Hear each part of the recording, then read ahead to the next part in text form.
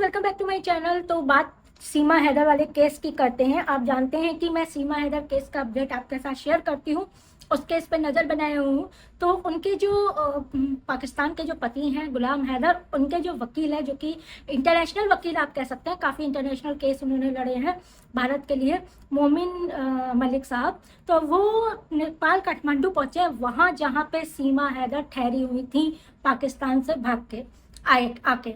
आप लोग जानते हैं सीमा हैदर पाकिस्तान से नेपाल के रास्ते आई हैं इंडिया में अवैध घुसपैठ के रूप से। और उन्होंने यहाँ पे बयान दिया कि मैं नेपाल में थी, वहीं शादी की थी, जिस होटल में थी वहाँ मोमिन मलिक पहुंच गए हैं और होटल के जो मालिक हैं उनके साथ इंटरव्यू ले रहे हैं, क्योंकि उनको पूरी चीज़ सच जानना है। वो कहता है सच जानने के लिए जो सच्चा वकील होता है वो उसको एक्सपीरियंस करके देखता है। यही आज मोमिन मलिक साहब कर रहे हैं।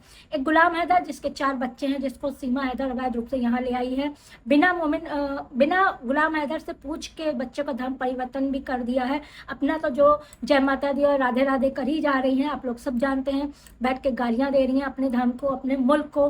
तो आप लोग समझ सकते हैं जो अपने मुल्क की नहीं हुई, अपने माँ बाप की नहीं हुई, वो हमारे मुल्क की, हमारे धर्म की क्या होगी, ये तो सब जानते हैं। वो यहाँ पे एक झूठ का वो लेके आई है, पुलिंदा लेके आई है। उनके वकील भी उनके साथ में है, सो कॉल वकील AP सिंह जी, और दोनों मिलके ही कुछ ना कुछ गिलखिला रहे हैं और कुछ ना कुछ देश विरोधी चीज़ें कर रहे हैं। उनके वकील बार बार बयान दे रहे हैं वो सीमा हैदर नहीं, सीमा सचिन है। सीमा सचिन वो तब हो सकती है जब वो सीमा हैदर ना रहे, यानी कि हैदर से तलाक हो जाए, जिसकी पुष्टि अभी तक ना हैदर की है और ना ही ये कोई सीमा प्रूफ दिखा पाई है। तो अभी तक ये कहने में कहा भी जाएगा, लीगली वो हैदर की ही बीवी कही जाएंगी। अब यहाँ पे आके जितनी नौटंकियाँ करनी हो वो कर ले। तो चलिए, उन्होंने जाके मोमिन मलिक काठमांडू पहुंचे और वहाँ पे जाके उन्होंने इंटरव्यू लिया है इनका। वहाँ के जो होटल जहाँ पे ये ठहरी थी उसके मालिक का इंटरव्यू लिया है। तो चलिए हम लोग वो देखते हैं। दोस्तों नमस्कार, सलाम, कैसे आप सभी लोग। और मैं मोमिन मलिक एडवोकेट, गुलाम हैदर का वकील, भारतीय वकील, इस केस की हकीकत को जानने के लिए, इस केस की तह तक पहुंचने के लिए नेपाल काठमांडू मौजूद हूं। और मैं उस होटल में मौजूद हूं जिस होटल में सीमा हैदर जो है वो 10/3/2023 को जो दुबई शारजा के रास्ते होती हुई नेपाल में आई थी और लगभग 7-8 दिन इस होटल में रही थी। और सचिन उससे पहले यहाँ पर आ गया था और यहाँ पर कमरा नंबर 204 में वो लोग रुके थे। और आज मैं उसी होटल में मौजूद हूँ। उस होटल को मैंने देखा है, समझा है, और वहाँ के मालिक साहब से जो भक्त बहादुर खटका जी हैं वो मेरे साथ मौजूद हैं। नमस्कार भाई साहब। नमस्कार। कैसे हैं आप? सब ठीक है सर।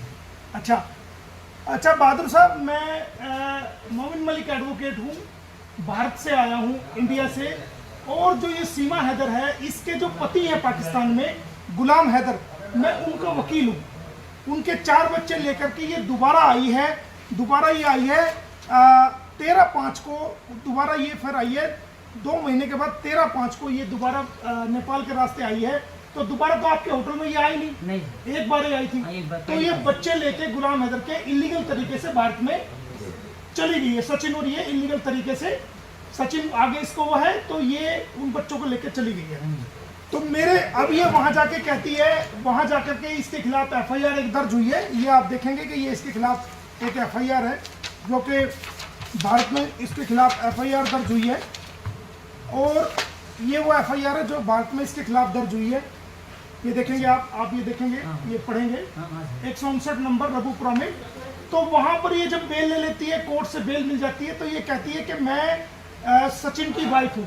और जमानत लेते हुए ये कहती है कि मैं गुलाम हैदर की वाइफ हूँ। तो और कहती है कि मैंने हिंदू धर्म परिवर्तन कर लिया था। और उससे सिलसिले में कुछ जवाबात हम आपसे करेंगे, सवाल, तो आप हमें उनका जवाब देना। हमें ये बताइए सर कि ये आपके होटल में कितने दिन रुकी थी? तो बस 7-8 दिन हुए। अच्छा, 7-8 दिन से 7-8 दिन आपके होटल में ये रुकी थी। हाँ। तो इस दौरान जब ये 7-8 दिन ये आपके होटल में रुकी, तो इस दौरान क्या कोई बाहर से पंडित जी या कोई पंडित जी इनसे मिलने के लिए आपके होटल में आया था? नहीं सर, कोई नहीं आया। किसी प्रकार का कोई पंडित जी जो शादी कराता है, जो नेपाल में शादी होती है हिंदू रीति रिवाज के अनुसार, वो जो है कोई भी जो है पंडित जी इसके कमरे में नहीं गया। नहीं। और किसी प्रकार के, दोस्तों आप सुनेंगे, जो हमारे भक्त बहादुर जी हैं, विनायक होटल के मालिक हैं, वो इस बात को कह रहे हैं कि सीमा जब यहाँ 7-8 दिन सचिन और सीमा यहाँ रुके थे, तो कोई पंडित जी इनके होटल में नहीं आया और ना ही इनके कमरे में गया। आप ये बताइए, हिंदू रीति रिवाज के अनुसार, जो हिंदी रीति रिवाज, आप भी हिंदू हैं? हिंदी। हाँ, ये भी हिंदू हैं। तो हिंदू रीति रिवाज के अनुसार क्या बिना पंडित जी के कोई शादी हो सकती है? नहीं सर, पंडित जी होते हैं, हमारे हवन होती है, फेरे लेने पड़ती है, इस तरह से होती है। हाँ, इनका कहना यह है कि बाकायदा पंडित जी के बगैर कोई शादी नहीं होती, हवन होता है और फेरे होते हैं, तब जाके हिंदू रीति रिवाज के अनुसार शादी होती है। तो दोस्तों, तो कोई वहां पर उस कमरे में, जो वो कमरा है, उस कमरे में कोई ऐसी जगह है जहां पर ऐसे घूम करके फेरे लिए जा सके? नहीं सर, नहीं। कोई नहीं है। क्या आपने उसको सिंदूर लगाते हुए यहाँ देखा था? नहीं नहीं, सिंदूर। ये एक ब्रेकिंग खबर है कि भक्त बहादुर जी कह रहे हैं कि कोई सिंदूर लगाते हुए हमने उसको यहाँ नहीं देखा, ना कोई फेरे हुए हैं और ना कोई पंडित जी यहाँ पर आया है। और मुझे ये बताइए कि आपको जब वो होटल में आई थी तो उसने ये बताया था कि मैं पाकिस्तान की रहने वाली हूँ? नहीं नहीं, ये नहीं बताया? कुछ नहीं, वो हिंदी बोल रहे थे, हम वो ऐसे जो तराई जगह हमारे तराई जगह नेपाली लोग भी हिंदी बोलते हैं, तो हम यहाँ के ही समझे, एंट्री के यहाँ के एड्रेस में एंट्री के हम रख दिए हम।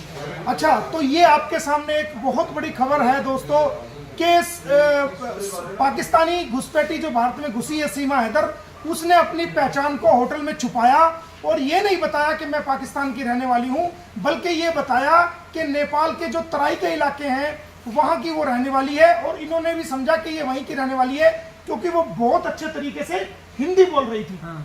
इन्होंने बताया कि वो बहुत अच्छे तरीके से हिंदी बोल रही थी और उसने अपनी पहचान को छुपाया, इनके साथ धोखाधड़ी करी और वो अपनी पहचान छुपा करके यहाँ 7-8 दिन रही। सचिन ने भी अपना नाम नहीं बताया और ना ये बताया कि वो भारत से हैं और ये बताया कि वो नेपाल से हैं और वो यहाँ पर तराई के इलाके से बताया। यही कारण रहा कि उन्होंने रजिस्टर के अंदर, जो हमने रजिस्टर चेक किया है वो भी दिखाएंगे आपको, उस रजिस्टर के अंदर अपनी पहचान छुपा करके, अपनी असली पहचान छुपा करके, अपनी नेशनलिटी पाकिस्तान की छुपा करके, अपनी नेशनलिटी इंडिया की छुपा करके, और उन्होंने अपने आप को नेपाली बताया और इनके साथ भी धोखा किया, इनको धोखे में रखा। इनका किसी प्रकार का कोई दोष नहीं।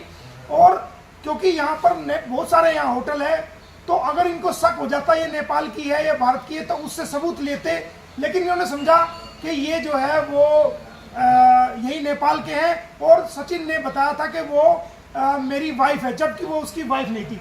अच्छा, ये बताइए, क्या आपने कहीं उसको पूजा करते हुए देखा है? नहीं नहीं, कहीं भी पूजा? कुछ नहीं करती। कोई हमारा काम करने वाला आदमी है तो नमाज पढ़ती थी अंदर, वो उनकी।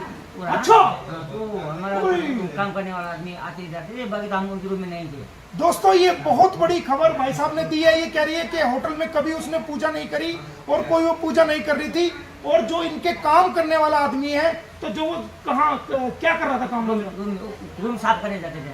अच्छा, तो जब आप रूम साफ करने आपका आदमी जाता था तो वो क्या करती थी? वो नमाज पढ़ती थी। क्या करते, अभी खाना नहीं, नमाज पढ़ी, इस तरह बोलने आता था वो। अच्छा अच्छा, तो ये बता रहे हैं कि नेपाल के होटल में भी वो जब वो इनका कर्मचारी सफाई करने के लिए जाता था तो ये बता रहे हैं इन्होंने देखा कि वो कमरे के अंदर नमाज पढ़ रही थी। तो दोस्तों, ये कितना बड़ा धोखा हम भारतीयों के साथ हो रहा है, कितना बड़ा धोखा हम भारत सरकार के साथ हो रहा है, कितना बड़ा धोखा भारत की एजेंसीज के साथ ये कर रही है। पूरे देश को गुमराह कर रही है, पूरे देश को जो है ना पागल बना रही है, मूर्ख बना रही है। हमारे होटल के मालिक भक्त बहादुर जी ने बताया कि जब इनके कर्मचारी सफाई करने के लिए ऊपर जाते थे वहां पर कमरे में, तो इन्होंने देखा कि वो सीमा हैदर वहां कमरे में नमाज पढ़ रही थी। तो इससे क्या जाहिर हुआ कि वो एक मुसलमान थी जब होटल में आई, और उसका कहना यह है कि वो पाकिस्तान में अपना धर्म चेंज कर चुकी थी, जो कि बिल्कुल गलत है, गुमराह है। और जब वो नमाज पढ़ रही थी, ना कोई पंडित जी आया, ना कोई फेरे हुए, ना किसी प्रकार की शादी हुई, और वो वहां पर नमाज भी पढ़ रही थी। ये हमारे भक्त बहादुर जी ने बताया है। और आप मेरे से एक सवाल और बताइए कि क्या कोई भारत की पुलिस आपके पास आई है आज तक? नहीं सर, नहीं है। कोई जांच करने के लिए आई है? कोई भी नहीं है। कोई पूछताछ के लिए टेलीफोन आया हो? नहीं, कोई भी नहीं आया। देखिए, हमारी जांच एजेंसी जो रबुपुरा पुलिस है या कोई जेवर पुलिस है या कोई इन्वेस्टिगेशन एजेंसी है, उनका कोई टेलीफोन आज तक जो है वो भक्त बहादुर के पास नहीं आया है कि 1 साल से ऊपर का समय हो गया कि जांच जो चल रही है उस जांच में क्या किया गया है। किसी प्रकार का कोई इनसे जांच के रूप में कोई जो है ना इनके पास ना टेलीफोन आया है, ना इनसे आकर के किसी ने पूछने की कोशिश करी है कि सीमा हैदर कैसे आई, क्यों आई, किस प्रकार उसने नाम बताया।